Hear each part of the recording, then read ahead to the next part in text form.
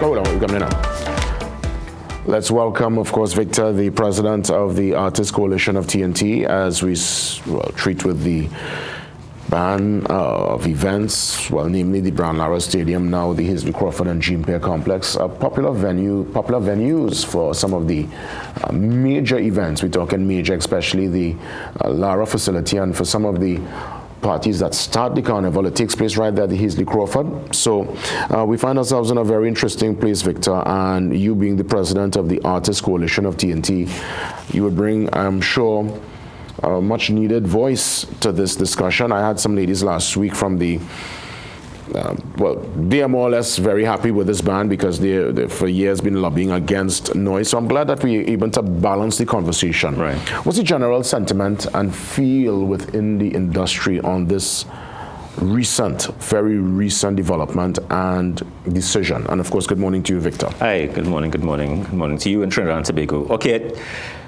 Before I jump off on that, I want to say, because, Trinidad, 9-day wonder, and you don't see forests for the trees and those kinds of things.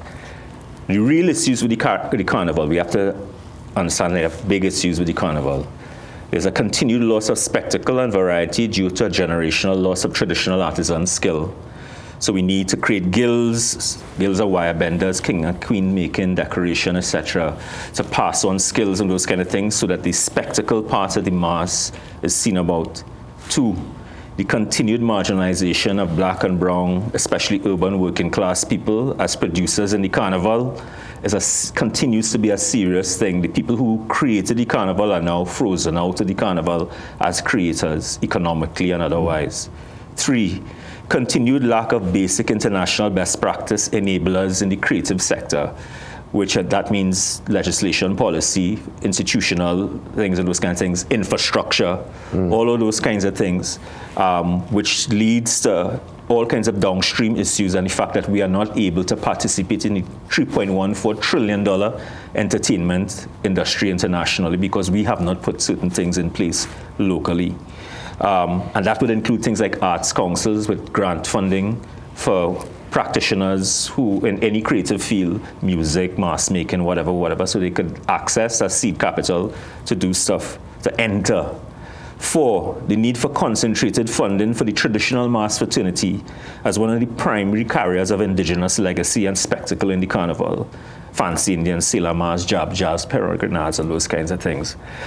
Those are some of the central things at the heart of the collapse of the Carnival, because the Carnival is collapsing at a number of different things. So now we could deal with the venue issue. It is international best practice.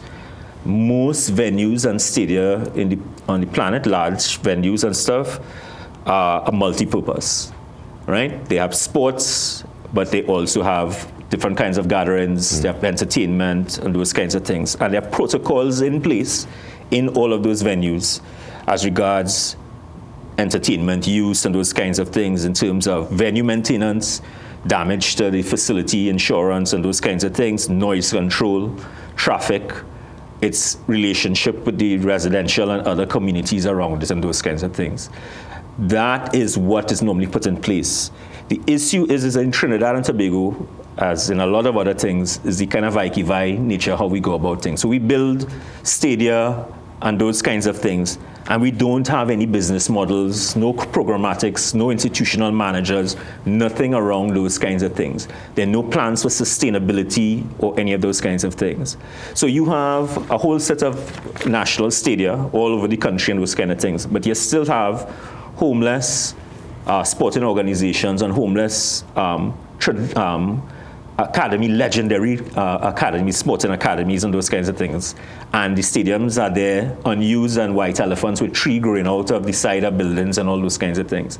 How is it possible that we have 10 major stadia all about the place or how much it is and that kind of stuff, but all the great sporting clubs and those kind of things homeless, all the sporting teams homeless and those kinds of things, and those facilities not in use?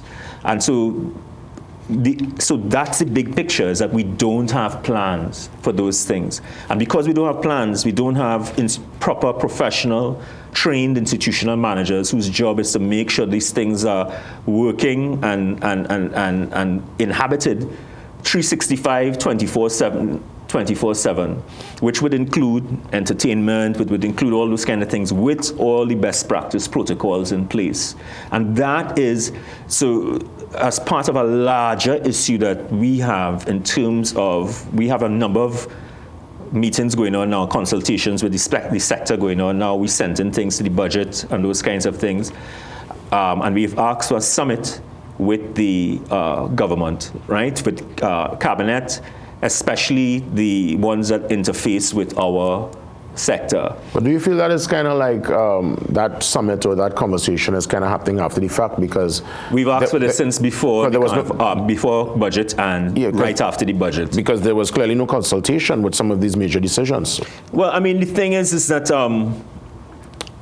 and again, it's how decisions made and those kinds of things. I mean, the thing is that there is a bigger picture in terms of, one, sporting industry, and two, cultural industries, and I suppose three, institutional management and those kinds of things. And those are three things that we do not seem to have proper long-term plans and international best practice at the heart of. And so, especially for us, the reason why we have been having these meetings as artists and stuff, and we have called for this summit, especially with the PM, Honorable PM, Minister of Culture, Minister of Trade, Planning, Finance, all the technocrats, sports, youth affairs, all of those kinds of ministries that interface with us, to sit down and to deal with the chasm in between the understanding of the politicians and the technocrats of what these sectors are and the international realities and best practice. There's a massive chasm, and it's only growing budget after budget, and it can't continue. So you have a sector that's bringing in about $1.6 billion into the economy that can easily be bringing in $6 billion if you unleash it by putting in the best practice enablers. One of those best practice enablers would be proper use of Stadia and large format stuff. And if you decide that, okay, out of all of these facilities, these four are sacrosanct, these four, they're too close to residential things, or they're too whatever. Therefore, but the thing is that Trinidad and Tobago is the seat of 300 Trinidad-style carnivals all over the planet, and we are the metropolis. We are the place that all 300 kind of look to for their tenor and those kinds of things. And at the heart of that are these massive events from 35,000 people and less, and those kinds of things. So therefore, we need purpose-built venues or retrofitted venues to deal with events like that. What's your take on the labeling of the music as noise, and more so, especially in Taruba, down by the Brown Lara Stadium, where many residents, including folks in Marabella, would have said they lie down at night, they feel the vibration, they feel the chest rocking with the bass. But these events are obviously not every weekend. These events are seasonal. What's your take on the residents? Are you taking into account their concerns with the heavy bass and the 2, 3, 4 in the morning, the music banging in their head? That seems to be a concern, and it seems that the Prime Minister took their plight into consideration. Right, so there's two issues there. One is the issue of, well, I said three. There's a larger cultural context in terms of the history of the carnival and its relationship with Trinidad and Tobago, and the roots people and the elites and all of those kinds of things. So one of the ways that the carnival was attempted to be assassinated and then corralled was that it was called noise and rabble and all those kinds of things by colonial elites and those kinds of things and those kinds of things, right? So there's a historical kind of thing of calling the work of the roots classes and those kinds of things and the fruit of their creativity, noise and rabble and those kinds of things. But let's put that aside and that kind of stuff. So there's that, right? So we know that there's that.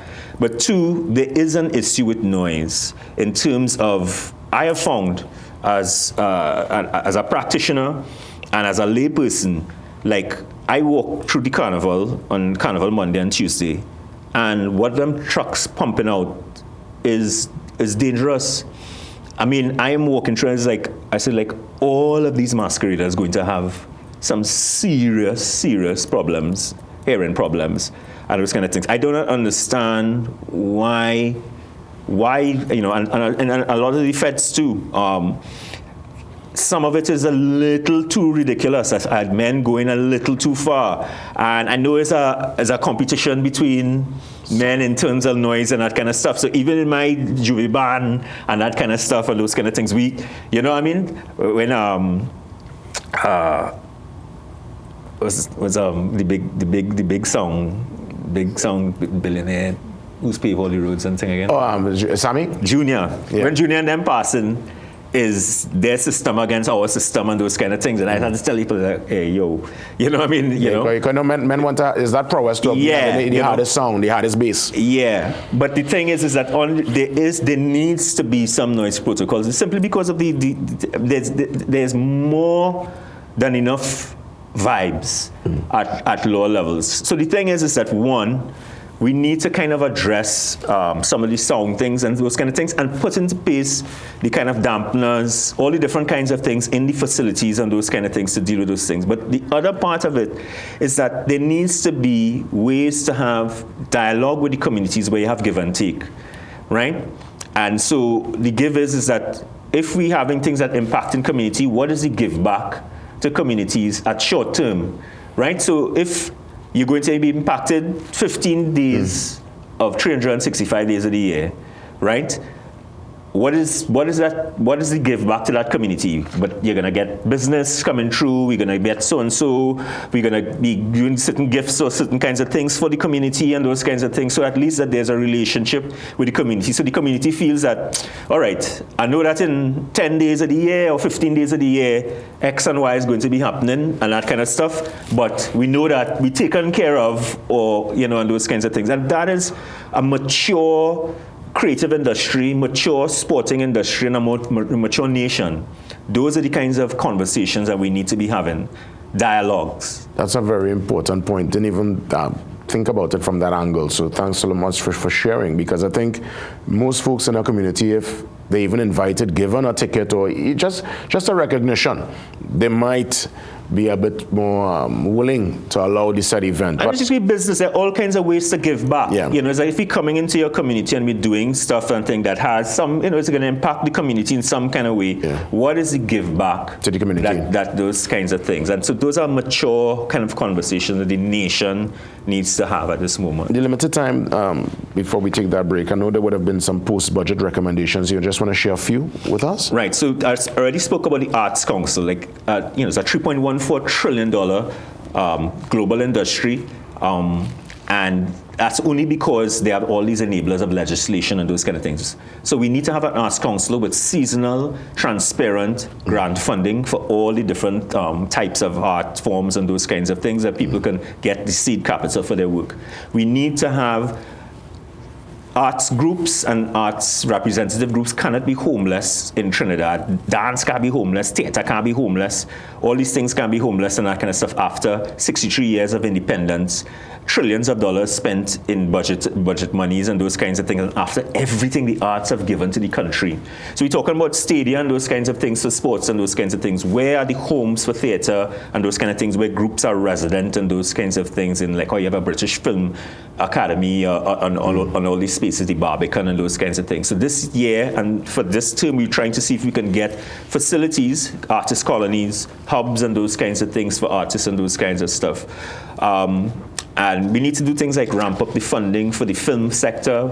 You have $1 million for entire sector grant funding. That's not even catering budget on a small US film. Mm-hmm. You can't be serious. You cannot be serious. Right? It starts at about $25 million and those kinds of things if you want to really go after that sector and those kinds of things. So there are a whole series of things like that we are suggesting, and we have meetings. We had a really nice meeting, 100 plus artists at Big Black Box 2 nights ago. And so, yeah, we continue to have those meetings. Look out, you know. Artists, you all could reach out to me, 7970949.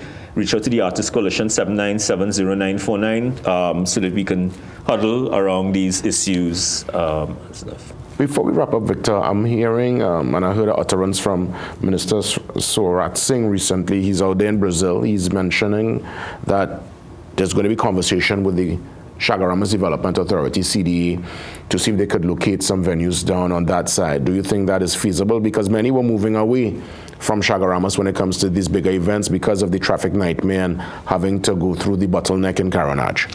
Right, I mean, so those are issues. Again, every single location presents a whole series of different issues. There are ecological issues in terms of the ecosystem, the forests, animals, wildlife, coasts, different kinds of things, traffic, all of those kinds of things. So we have to answer those questions in any different intervention that we go in, wherever we locate a space and those kinds of things.